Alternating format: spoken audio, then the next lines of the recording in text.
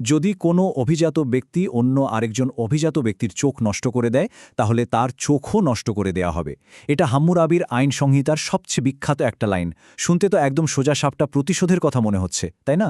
চোখের বদলে চোখ। কিন্তু প্রাচীন মেসোপটেমিয়ার বিচার ব্যবস্থা কি আসলেই এত সহজ ছিল? চলুন আজ আমরা হামুরাবির এই আইন সংহিতার গভীরে ডুব দেই আর দেখি এই চোখের বদলে চোখ নীতির আড়ালে আরও কত জটিল বাস্তবতা লুকিয়ে আছে। তাহলে প্রশ্নটা কি দাঁড়াচ্ছে, এই যে বিখ্যাত প্রতিশোধের নীতি, এটাই কি সব, নাকি এর আড়ালে লুকিয়ে আছে তখনকার সমাজ আর ক্ষমতার অন্য কোনো গল্প?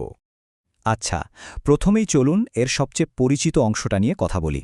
চোখের বদলে চোখ, এই নীতিটাকে বলা হয় লেক্স ট্যালিওনেস। লেক্স ট্যালিওনিস মানে হল প্রতিশোধের এমন একটা নীতি যেখানে অপরাধ যেমন, শাস্তিও ঠিক তেমন হবে। এটাই হাম্মুরাবির কোডের মূল ভিত্তি বলে আমরা সবাই জানি। কিন্তু আসল প্রশ্নটা হল, এই নিয়মটা কি সবার জন্য এক ছিল? আর এখানে কিন্তু গল্পটা দারুণ একটা মোড় নেয়। এই আইনগুলো নিয়ে কথা বলার আগে চলুন আগে এর স্রষ্টাকে একটু চিনে নেই। পরিচিত হওয়া যাক রাজা হাম্মুরাবির সাথে আর সেই বিখ্যাত পাথরের স্তম্ভটার সাথে, যা এই আইনগুলোকে প্রায় ৪,০০০ বছর ধরে টিকিয়ে রেখেছে। তো কে ছিলেন এই হাম্মুরাবি? তিনি ছিলেন ব্যাবিলনের প্রথম রাজবংশের ৬ নম্বর রাজা।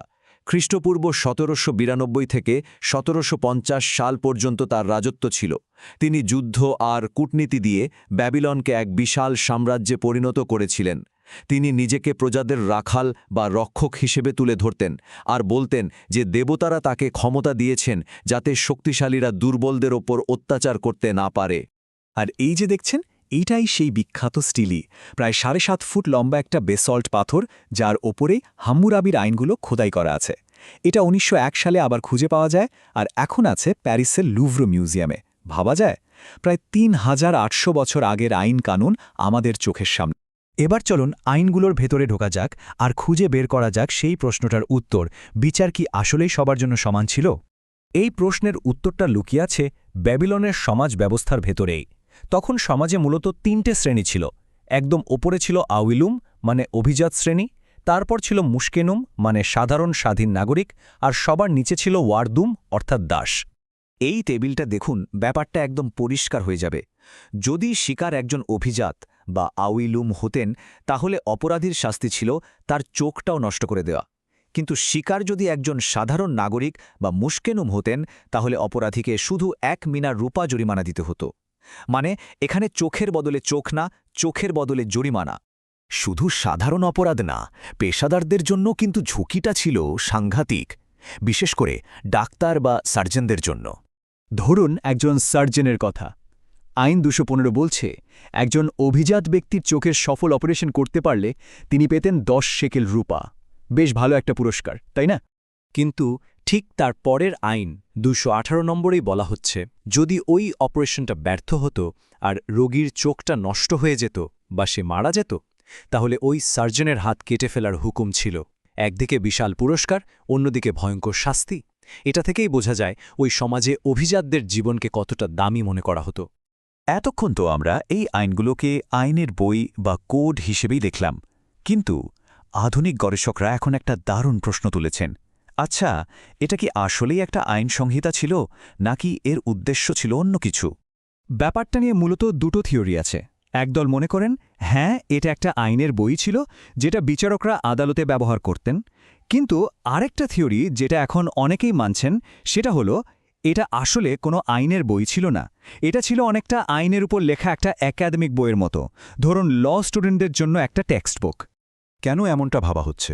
এর পেছনে কয়েকটা ইন্টারেস্টিং কারণ আছে। প্রথমত, তখনকার আদালতের রায়ের কাগজপত্রে এই আইনগুলোর কোনো উল্লেখই পাওয়া যায় না।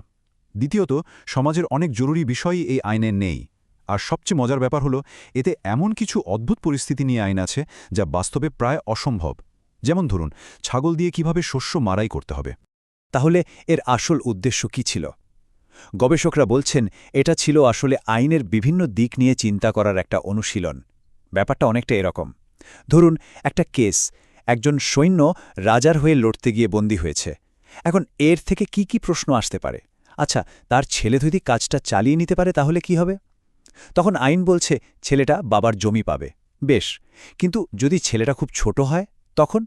তখন আইন বলছে মা তার ভরণপোষণের জন্য জমির 3 ভাগের 1 ভাগ পাবে। দেখছেন একটা মূল পরিস্থিতি থেকে কিভাবে একের পর এক যুক্তিসঙ্গত প্রশ্ন তৈরি করে আইনের বিভিন্ন দিক তুলে ধরা হচ্ছে।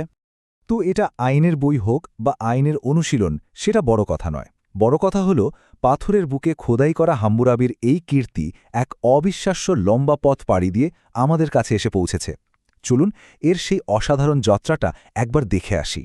ভাবুন একবার, এর যাত্রা শুরু হয়েছিল আজ থেকে প্রায় ৩,৮০০ বছর আগে ব্যাবিলনের সিপ্পার শহরে।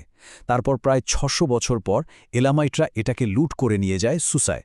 এরপর তো হাজার হাজার বছর এটা মাটির নিচেই চাপা পড়েছিল। শেষে ১৯০১ সালে ফরাসি প্রত্নতাত্ত্বিকরা একে আবার খুঁজে পান, আর এখন এটা প্যারিসের লুভর মিউজিয়ামের এক অমূল্য সম্পদ। তাহলে শেষ পর্যন্ত হাম্মুরাবির কোডের আসল গুরুত্বটা কোথায়?